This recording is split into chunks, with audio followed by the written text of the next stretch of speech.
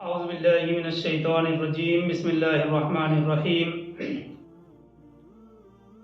ہم سورہ توبہ کی آیت نمبر 7 پر ہیں اور اس کا پہلا حصہ ہو گیا تھا۔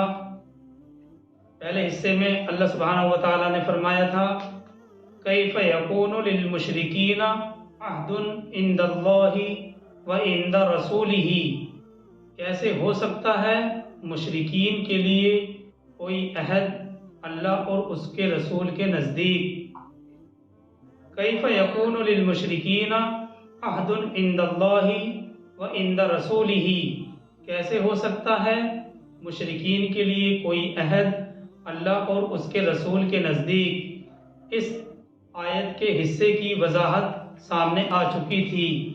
ابھی ہمارے سامنے اس سورہ توبہ آیت نمبر 7 کا اگلا حصہ ہے۔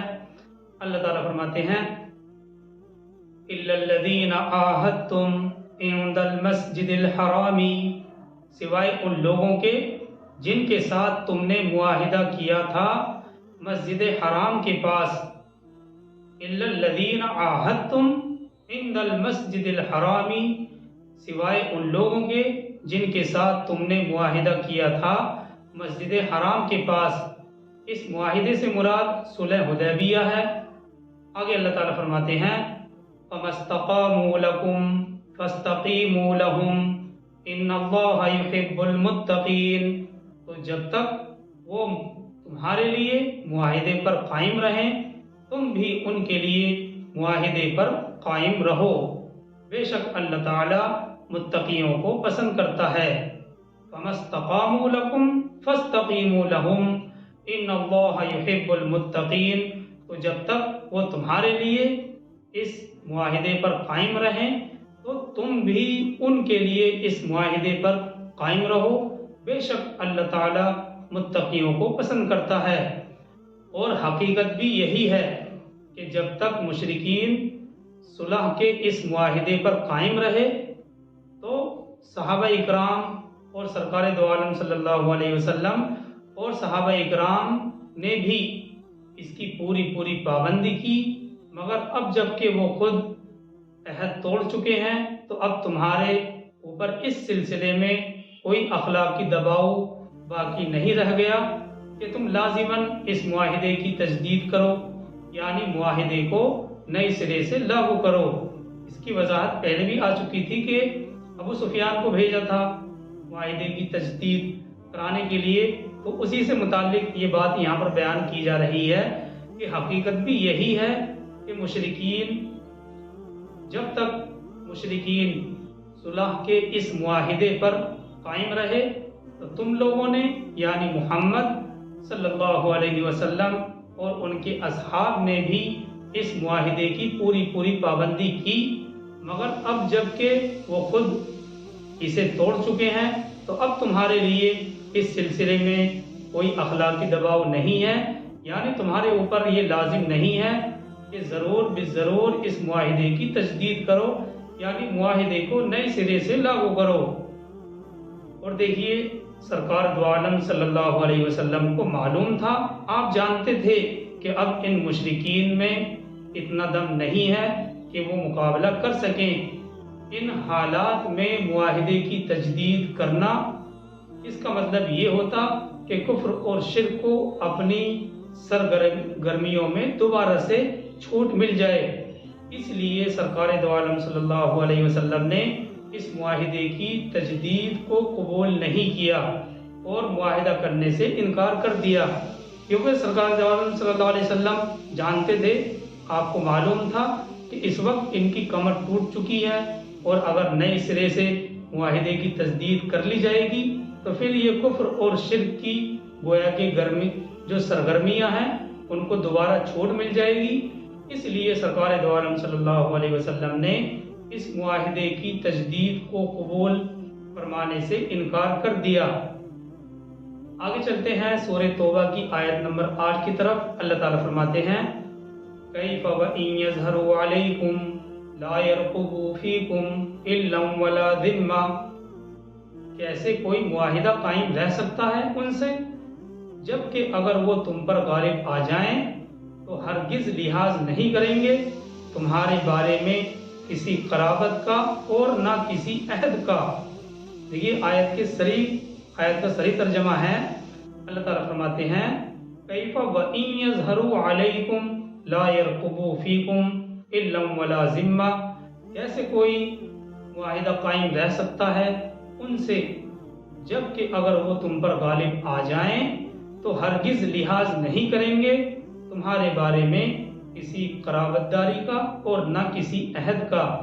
یعنی ایسے لوگوں سے آخر معاہدہ کیسے قائم رہ سکتا ہے جن لوگوں کا کردار یہ ہو کہ اگر وہ تم پر غلبہ حاصل کر لیں تو پھر نہ تو قرابت داری کا لحاظ کریں گے اور نہ ہی وہ کسی معاہدے کا لحاظ کریں گے۔ آگے اللہ تعالیٰ فرماتے ہیں یرضونکم بافواہہم، راضی کرنا چاہتے ہیں تم لوگوں کو اپنے منہ کی باتوں سے۔ یعنی اب وہ صلح کی تجدید کی خاطر آئے ہیں، یعنی انہوں نے ابو سفیان کو بھیجا تھا تو اس کے لیے خوشامد اور چاپلوسی تو کریں گے ہی، یعنی وہ چاہتے ہیں کہ اس طرح آپ کو راضی کر لیں۔ آگے اللہ تعالیٰ فرماتے ہیں وَتَأْبَى قُلُوبُهُمْ وَأَكْثَرُهُمْ فَاسِقُونَ، جبکہ ان کے دل اب بھی انکاری ہیں اور ان کی اکثریت اب بھی فاسقین پر مشتمل ہے۔ دیکھیے اللہ سبحانہ و تعالیٰ یہاں ان کے دلوں کی حالت کو بیان فرما رہے ہیں وَتَأْبَى قُلُوبُهُمْ وَأَكْثَرُهُمْ فَاسِقُونَ، منہ سے تو آپ کو راضی کرنے کی فکر کر رہے ہیں باتوں سے، لیکن وَتَأْبَى قُلُوبُهُمْ وَأَكْثَرُهُمْ فَاسِقُونَ، جبکہ ان کے دل اب بھی انکاری ہیں اور ان کی اکثریت اب بھی فاسقین پر مشتمل ہے۔ جو باتیں وہ زبان سے کر رہے ہیں وہ ان کے دل کی آواز ہرگز نہیں ہے، دل سے وہ ابھی تک نیک نیتی کے ساتھ صلح کرنے پر آمادہ نہیں ہیں۔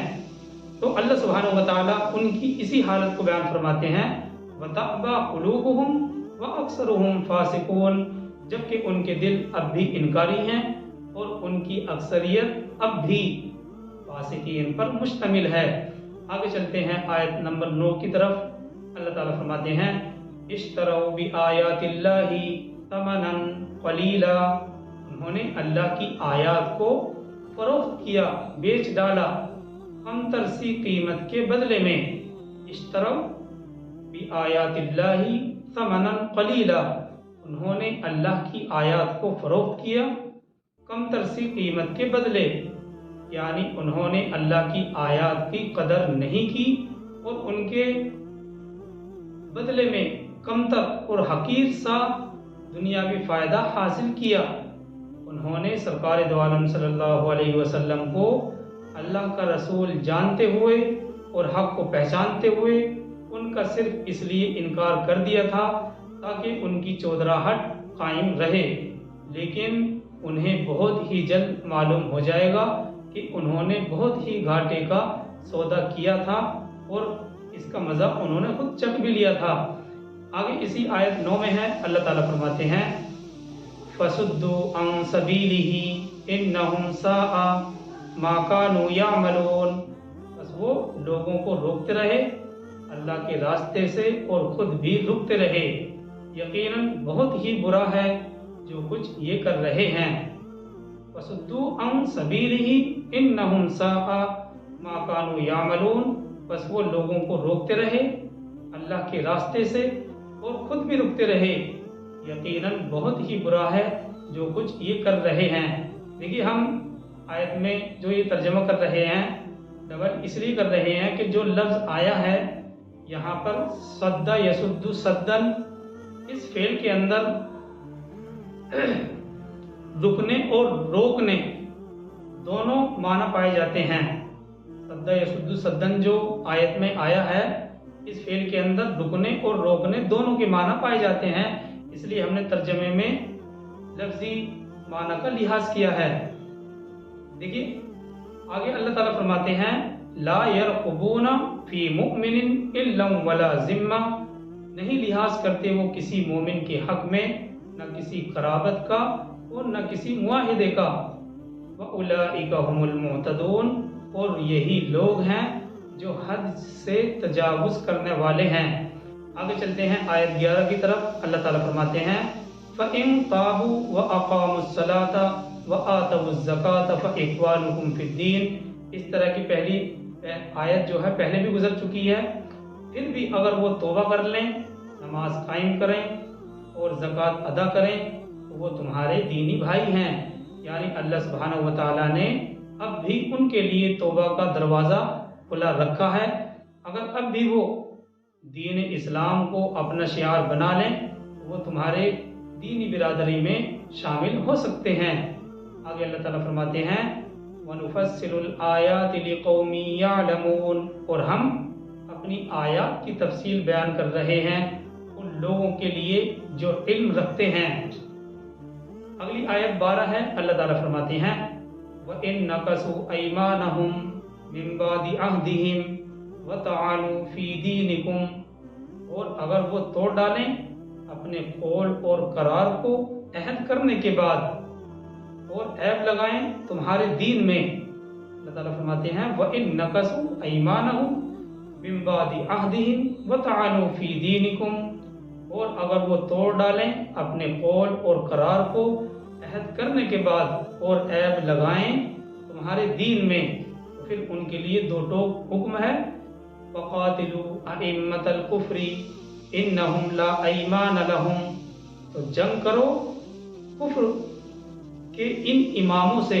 فَقَاتِلُوا أَئِمَّةَ الْكُفْرِ کے الفاظ ہیں، تو تم جنگ کرو کفر کے ان اماموں سے، ان کی قسموں کا کوئی اعتبار نہیں ہے۔ انہم لا ایمان لہم، ان کی قسموں کا کوئی اعتبار نہیں ہے۔ دیکھیے یہ بات اہم اور قابل توجہ ہے کہ جزیرہ نما عرب کے اندر کفر کرنے والے اور مشرک تو بہت تھے، مگر یہاں خصوصی طور پر کفر اور شرک کے پیشواؤں سے، ٹھیکیداروں سے جنگ کرنے کا حکم دیا جا رہا ہے۔ یہ ائمۃ الکفر یعنی کفر کے امام قریش تھے، وہ کعبے کے متولی بنے ہوئے تھے اور تمام قبیلوں کے گویا کہ وہ مجاور تھے۔ اور دوسری طرف کیونکہ جو مکہ تھا، مکہ شہر کو سیاسی اور معاشرتی طور پر ام القریٰ کی حیثیت حاصل تھی، اور اس شہر پر ان کا پورا تسلط تھا قریش کا۔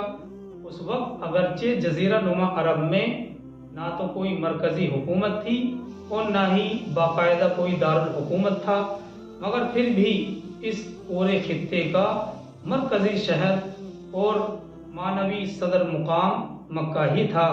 اور اس مرکزی شہر میں جو اللہ کا گھر تھا، قریش نے اس اللہ کے گھر کو شرک کا اڈا بنا رکھا تھا، اس لیے ان کو شکست دے کر مکے کو کفر اور شرک سے جب تک پاک نہ کر دیا جاتا، جزیرہ نما عرب کے اندر دین کے غلبے کا کوئی تصور نہیں کیا جا سکتا تھا۔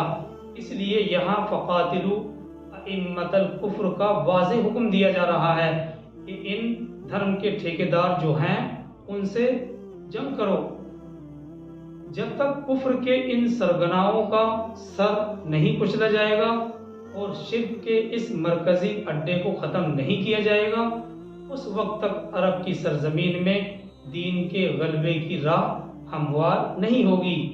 اس آیت کے آخری الفاظ ہیں لعلہم ینتہون، شاید کہ وہ اس طرح باز آ جائیں، یعنی ان پر سختی کی جائے تو شاید وہ باز آ جائیں، نرمی سے یہ بات ماننے والے نہیں ہیں۔ بہرحال آگے چلتے ہیں آیت نمبر 13 کی طرف۔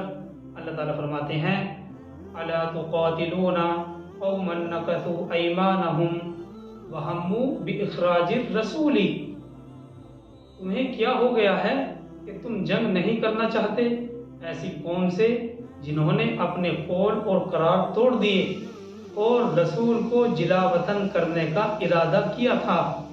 اللہ سبحانہ و تعالیٰ گویا کہ تمام صحابہ کرام کو مخاطب کر کے فرما رہے ہیں الا تقاتلون قوما نقصوا ایمانہم وہموا باخراج الرسول، تم तुम्हें क्या हो गया है कि तुम जंग नहीं करना चाहते ऐसी कौम से जिन्होंने अपने कौल और करार तोड़ दिए और रसूल को जिलावतन करने का इरादा किया। यानी मुशरिकीन मक्का ने सुलह हुदैबिया को खुद तोड़ डाला, जबकि तुम्हारी तरफ से इस मुआहिदे की कोई खिलाफ वर्जी नहीं हुई थी। और ये वही लोग तो हैं जिन्होंने अल्लाह के रसूल को मक्के से जिला वतनी करने पर मजबूर किया था। तो आखिर क्या वजह है कि अब जब उनसे जंग का हुक्म दिया जा रहा है तो तुम में कुछ लोग हैं जो तज़ब्ज़ुब का शिकार हो रहे हैं। आगे अल्लाह ताला फरमाते हैं वहुम बदऊकुम अव्वला मर्रा, और उन्होंने ही आगाज किया था तुम्हारे साथ पहली मर्तबा। देखिए ये आयत के अल्फाज जो बड़े अहम हैं, वहुम बदऊकुम अव्वला मर्रा, और उन्होंने ही आगाज किया था तुम्हारे साथ पहली मर्तबा। यानी मक्के के अंदर अहले ईमान को सताने और तकलीफ़ें पहुंचाने की जो कारस्तानियाँ थीं उनमें पहल तुम्हारी ही तरफ से थी। जंग बदर में छेड़छाड़ का मामला तुम्हारी ही तरफ से था। सुलह हुदैबिया को तोड़ने का मसला तुम्हारे साथ, हर किस्म की ज़्यादती और हर तरह की बेउसूली की पहल हमेशा इन लोगों की तरफ से ही होती रही है। तो इसी चीज़ को अल्लाह ताला फरमाते हैं वहुम बदऊकुम अव्वला मर्रा, और उन्होंने ही आगाज़ किया था तुम्हारे साथ पहली मर्तबा।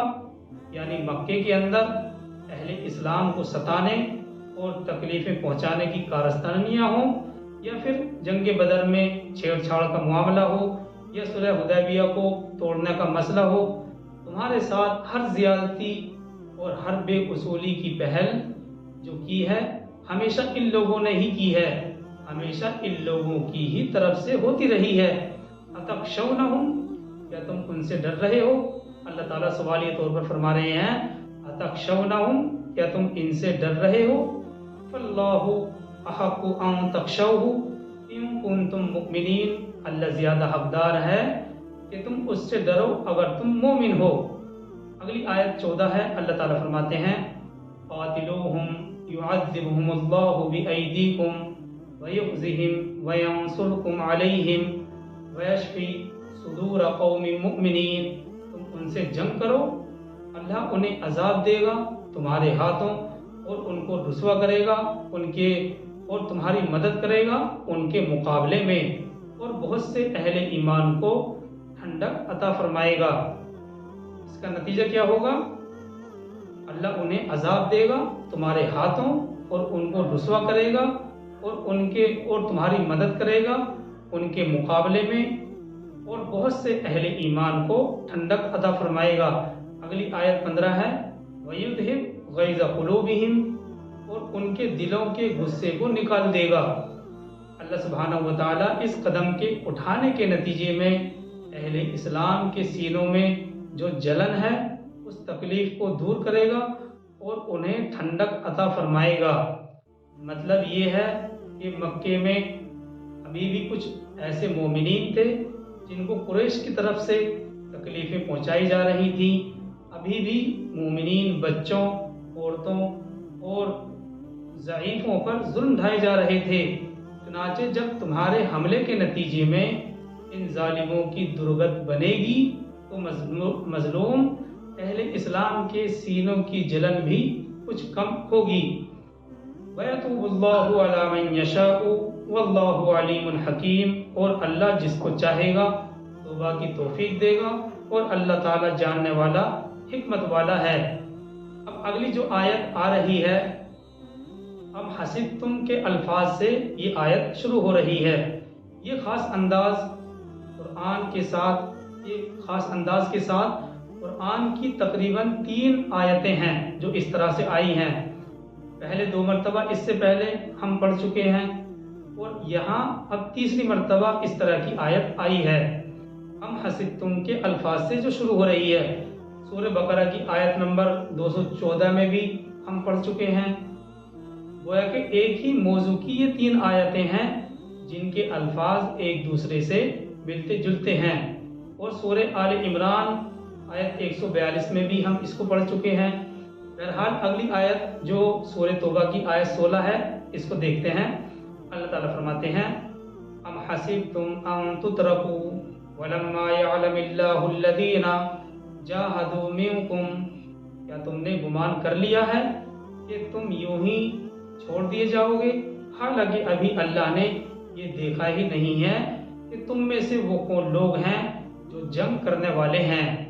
और ये हकीकत भी है कि दूसरी कौमों से जंग करना और बात है, लेकिन अपनी ही कौम के खिलाफ जंग के लिए जाना निस्बतन ये ज़्यादा सख्त इम्तिहान है। चुनांचे अल्लाह ताला ये इम्तिहान भी लेना चाहते हैं।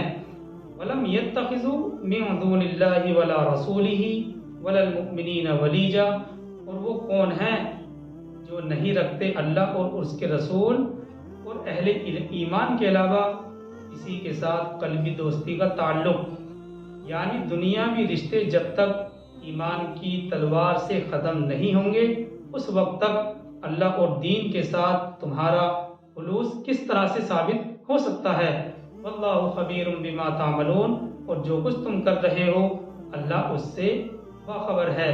तो ये सारी वजाहत थी मक्का फतह होने से मुतालिक, लेकिन ये अहकामात आए, जंग की नौबत नहीं आई, और अल्लाह के नबी सल्लल्लाहु अलैहि वसल्लम की तरफ से आम माफ़ी का ऐलान करा दिया गया था कि जो अबू सुफियान के घर में दाखिल हो जाए उसको भी अमान है।